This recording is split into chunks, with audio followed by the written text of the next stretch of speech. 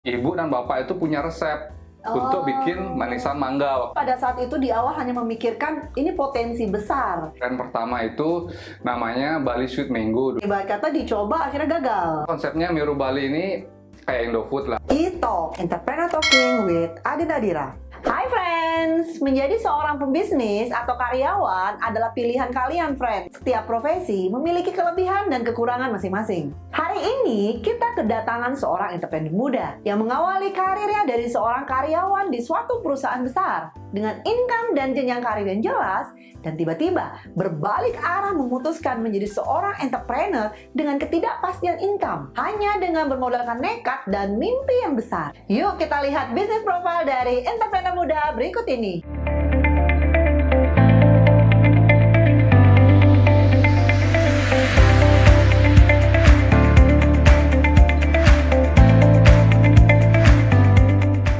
E-Talk, Entrepreneur Talking with Adi Nadira. Welcome Kak Wahyu, thank you banget sudah mau datang dan hadir juga mau berbagi buat kita-kita semua di sini. Kak Wahyu, kesibukannya ngapain aja nih Kak akhir-akhir ini? Kalau sekarang ini kan lagi pandemi, memang ya semuanya bisnis lagi down. Ya yang bisa kita lakukan ya manage apa yang bisa kita lakukan aja. Satunya benerin konten, terus benerin SOP, dan kalau saya pribadi sih ya banyak olahraga, lari pagi.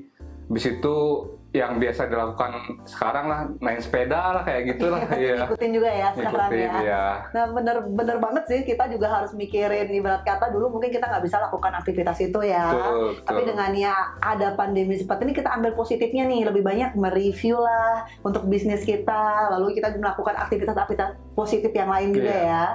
Nah oke, bicara tentang Mango Time sama Coconut Chip, kita bilangnya itu Meru Bali ya. Boleh cerita sedikit nggak sama kita historinya dari Meru Bali ini sendiri? Secara singkat, Meru Bali itu berdiri tahun 2015.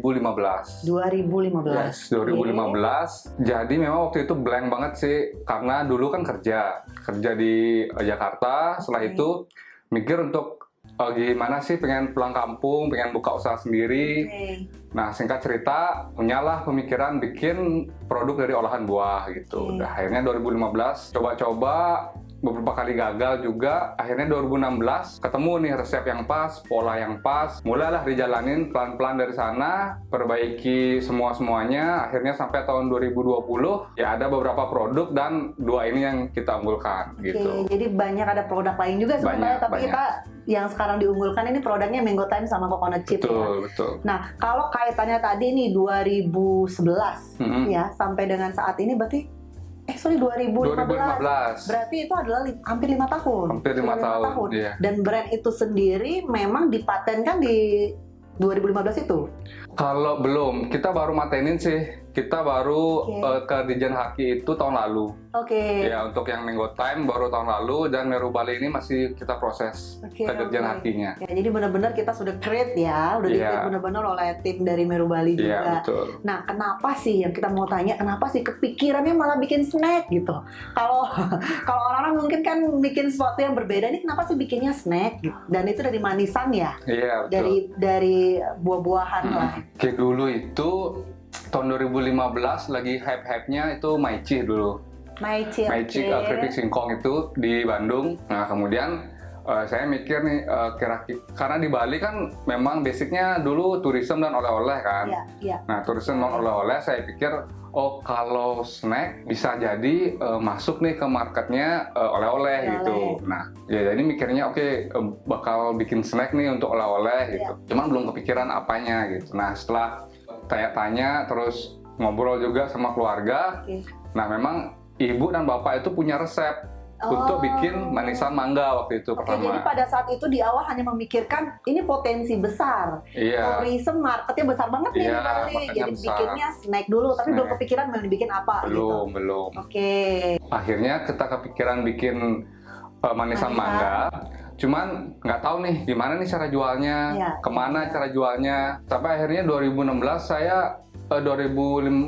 saya ikut kursus. Kursus untuk gimana caranya kita membangun brand gitu. Kursus membangun brand, akhirnya keluarlah brand pertama itu namanya Bali Sweet Mango dulu.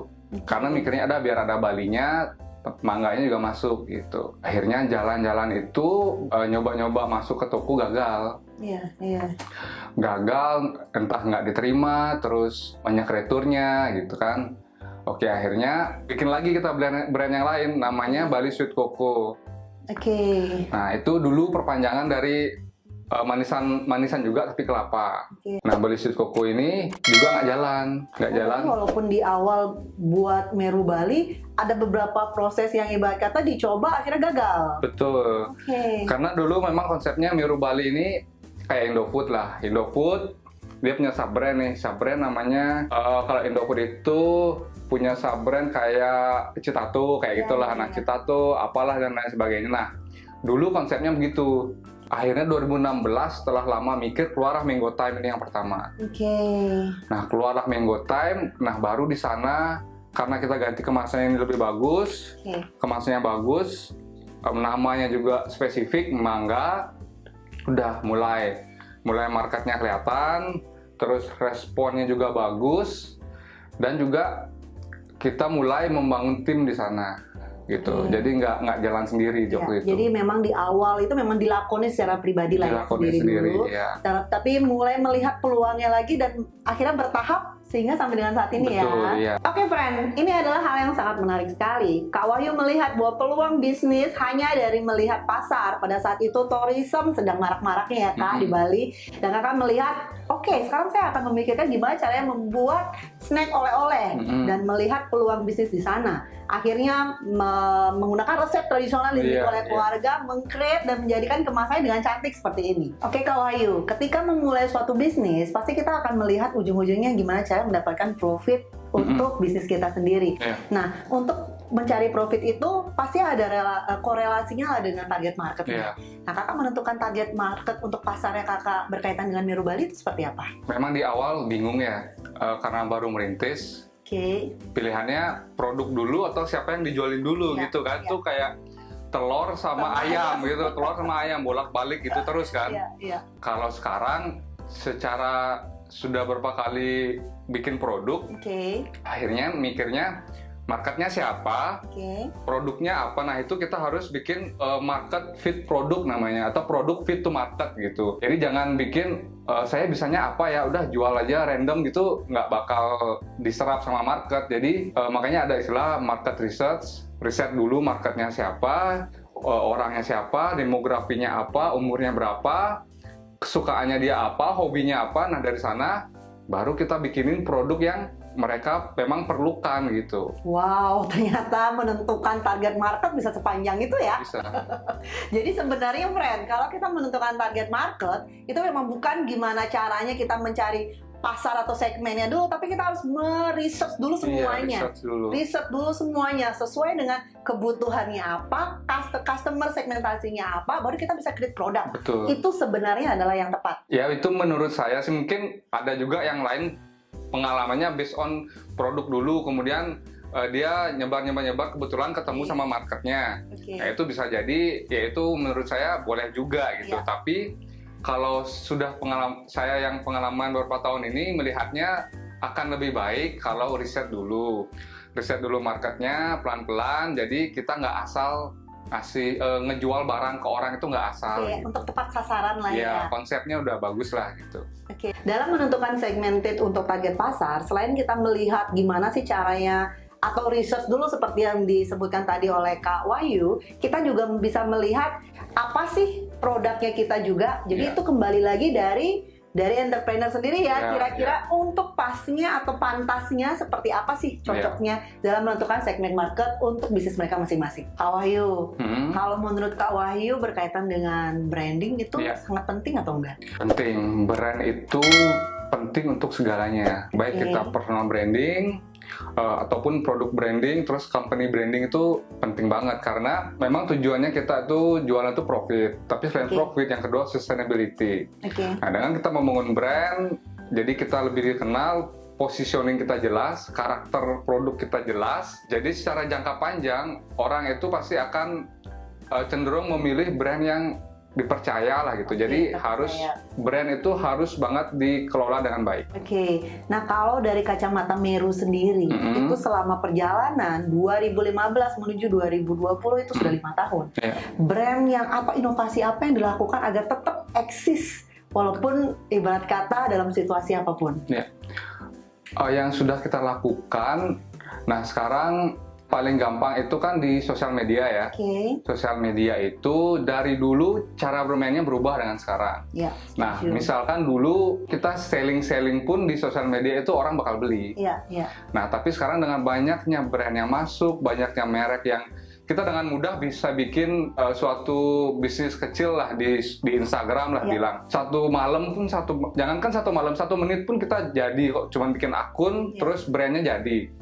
Walaupun bukan brand kita ya. Bukan brand kita ya. Nah, tapi sekarang itu Instagram itu sudah berubah menjadi tempat nongkrong kan jadinya. Tempat nongkrong segmen tertentu gitu. Nah, jadi di sana juga kita harus mikirin konten apa nih yang cocok gitu. Misalkan ada produk olahraga. Nah, produk olahraga mungkin kontennya itu bagaimana caranya kita olahraga biar nggak sakit kayak gitu, biar nggak pegal-pegal kakinya. Nah, itu jadinya lebih ke arah kita memberikan tips, terus jadikan akun itu sebagai tempat nongkrong kayak gitu. Soft selling lah ya. Soft selling ya. Itu yang paling sederhana lah untuk brandingnya. Kemudian yang kedua adalah gimana cara kita pilih warna brand kita. Kemudian balik lagi visinya, visi apa nih, value apa yang brand kita tawarkan sehingga orang itu nggak beli sekedar harga aja gitu. Karena ada value yang orang produk lain nggak miliki dan produk kita miliki. Nah, itu baru memang betul-betul perlu perjuangan khusus sampai value apa yang ada di produk kita itu terdeliver dengan baik ke benak konsumen. Nah kalau sekarang bicara yang tadi nih Kak, gimana caranya saya memposisikan diri saya adalah konsumen nih, konsumennya Meru Bali. Saya mau tahu nih, apa sih yang dimiliki oleh Meru Bali? Sebagai contoh yang kita lihat sekarang ini ada Mango Time dan juga Coconut Chip. Yang dimiliki oleh Meru Bali ini berkaitan dengan ini dan bikin saya mau beli produk ini gitu. Mango Time, Coconut Chip. Gimana nih Kak? Nah kalau sekarang, kita kan sudah berjalan nih, banyak berubah, kita banyak belajar. Pada akhirnya kita berpikirnya bahwa karena kita di Bali, posisinya kita di Bali, terus Bali itu relate banget dengan yang namanya alam, natural, dan saya pun produk saya itu adalah dari bahan-bahan alam, tidak pakai pemanis buatan, tidak pakai MSG. Jadi sekarang itu memang positioning kita ke healthy snack. Healthy snack ya. Jadi healthy snack, rendah kalori, cocok dikonsumsi untuk teman-teman yang lagi diet atau memang yang sedang menjalankan a healthy lifestyle lah gitu. Apalagi di masa pandemi ini kita harus milih-milih produk banget. Kemudian nyemilnya juga harus dipikirkan dengan baik. Dan ada tren ke arah healthy lifestyle itu. Nah bener banget ya, karena milenial sekarang ini mulai aware gimana caranya untuk memprotek lifestyle mereka. Baik hidup sehat, tadi kan bilangnya olahraga, gimana caranya agar tetap rutin berolahraga dan memikirkan apa yang masuk ke dalam tubuhnya, benar-benar dijaga konsumsinya agar lebih baik lagi. Ya, karena saya yakin banget semua pasti sudah mengalami edukasi yang cukup bagus. Jadi makanan pun mereka lebih selektif saat ini. Nah berarti snacknya ini semua ibarat kata kita bilang bahwa ini adalah healthy food. Healthy snack ya. Healthy snack. Ini kita boleh coba nih ya? Boleh. Jadi sudah lihat nggak ditawarin gitu kan? Mau banyak kok. Jadi mungkin ada yang mau di-input lagi nggak untuk ini produknya? Nah, untuk produk ini, kita juga benar-benar memaksimalkan potensi apa yang ada di Bali gitu. Tapi nggak ngawur juga bikinnya gitu. Kita lihat research market dulu, kemudian available nggak bahan bakunya di Bali. Nah, kalau available, baru kita research lagi, bisa nggak jadi sebuah produk gitu. Seperti contohnya Coconut Chip. Ini benar-benar home industry. Home industry ya. Home industry. Dulu waktu awal itu sih memang masih di rumah. Di rumah ada pakai satu kamar gitu. Kemudian setelah nambah kapasitas produksinya, temboknya dijebol. Kita jebol tembok, jadi sekali. 2 kamar jadi 1 tempat produksi, kita naruh beberapa oven. Kemudian berjalan lagi, ya kita dapat cash, kita tabung cashnya. Udah dapat, ya udah kita beli lahan lah, kita bangun memang khusus untuk produksi sendiri. Untuk produksi sendiri. Gitu. Wah, keren banget ya friends ya. Iya. Jadi kita mau balik lagi bicara tentang branding. Nah, friend, branding ini adalah suatu hal yang sangat penting dalam segala bisnis. Betul. Ya. Apalagi kita bisnisnya bicara tentang yang dilakoni oleh Kak Wahyu sendiri, yaitu bisnis snack. Dan branding itu harus menentukan branding itu dengan baik dan benar agar sesuai dengan pasarnya juga. Betul. Dan harus bisa menjaga agar tetap dipercaya untuk branding produknya masing-masing. Kak Wahyu, tadi kan cerita sama saya dan our friend juga di rumah bahwa Kak Wahyu sendiri dulu seorang karyawan. Iya. Nah, boleh cerita nggak kenapa sih seorang karyawan tiba-tiba mutusin beralih banting setir atau bakar kapal istilahnya, malah mau coba menjadi entrepreneur yang kita bisa bilang income-nya nggak jelas. Income-nya jelas ya. Nggak jelas banyaknya maksudnya.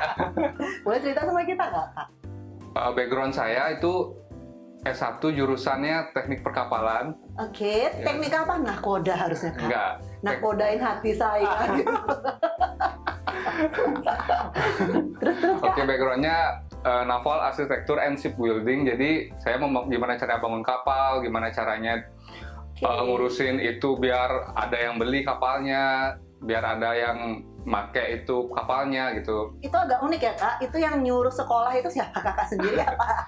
Ya biasalah SMA kan kita bingung apalah ini, kemudian ngobrol sama teman, oh ini kayaknya bagus, ya udahlah kita kesana gitu.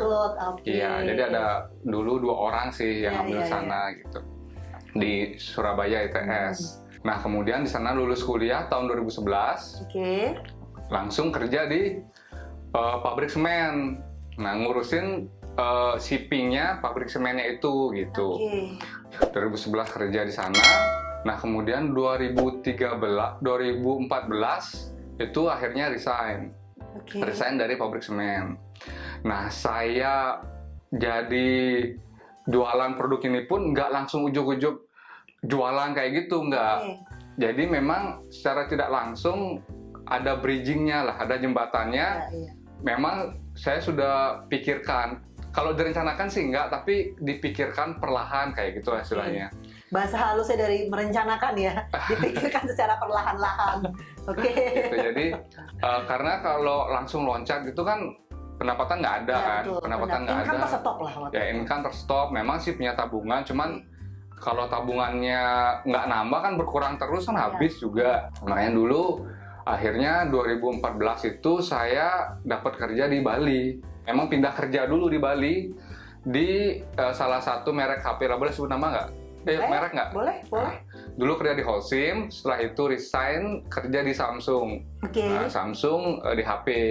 Di Bali yang Samsungnya di Bali ya, Samsung di Bali. Dan pada saat itu, mohon maaf, itu sudah berkeluarga, Kak? Belum. Nah akhirnya waktu itu memang lucu, 2014 itu kalau dapat kerja di Bali langsung nikah deh gitu. Nah akhirnya kebetulan itu April 2014 keterima di Samsung, ya udah nikah akhirnya di April 2014 itu. Siapapun ajak nikah waktu itu harusnya? Enggak. Enggak ada calon. Karena kan impiannya pokoknya sampai ke Bali, pokoknya pulang nikah gitu. Jadi pada saat itu memang mutusin dari Jakarta di Holcim pindah ke sini, balik ke tanah kelahiran pada saat itu pokoknya kerjanya di sini dan berumah tangga di Bali. Iya, gitu. Lalu dari Samsung sampai mutusin keluar. Nah waktu itu istri kan kerja, kerja di toko baju lah di Legian. Nah istri kerja di sana, saya juga kerja. Nah tahun 2014 itu maunya kita langsung ngegas nih bikin bisnis gitu, rencananya gitu. Cuman keenakan di rumah, sudah beberapa tahun merantau, tumben di rumah akhirnya nggak jalan malah semua planningnya gitu. Nah sehingga di tahun 2015 awal itu baru kita sadar, loh ini kan dulu itu ke Bali dengan tujuan mau create bisnis kan gitu. Kok malah banyakkan mainnya nih di 2014 gitu. Nah, sehingga di 2015 baru kita rencanakan lagi gitu. Nah rencana paling pertama adalah 2014 sudah ada nih, brandnya sudah ada. Cuman waktu itu masih on off lah gitu. Karena trafficnya itu kan tourism. Jadi distribution channelnya toko oleh-oleh gitu. Iya, oke.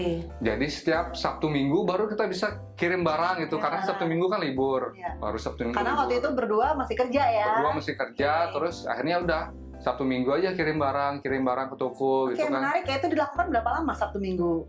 Maksudnya baru job site lah pada saat itu ya. Job. Hampir 8 bulan itu. 8 bulan ya, 8 bulan. Jadi memang 8 bulan cuman nggak terlalu fokus gitu. Nggak terlalu fokus. Kalau ketika 8 bulan dilakukan ibarat kata weekend aja dan tidak terlalu fokus, boleh cerita nggak dengan saya? Pada saat itu pendapatannya berapa? Ya kalau itu masih dikit itu sih. Itu di luar bisnis, di luar income ya yang saya tanyakan, tapi untuk bisnis yang on off gitu.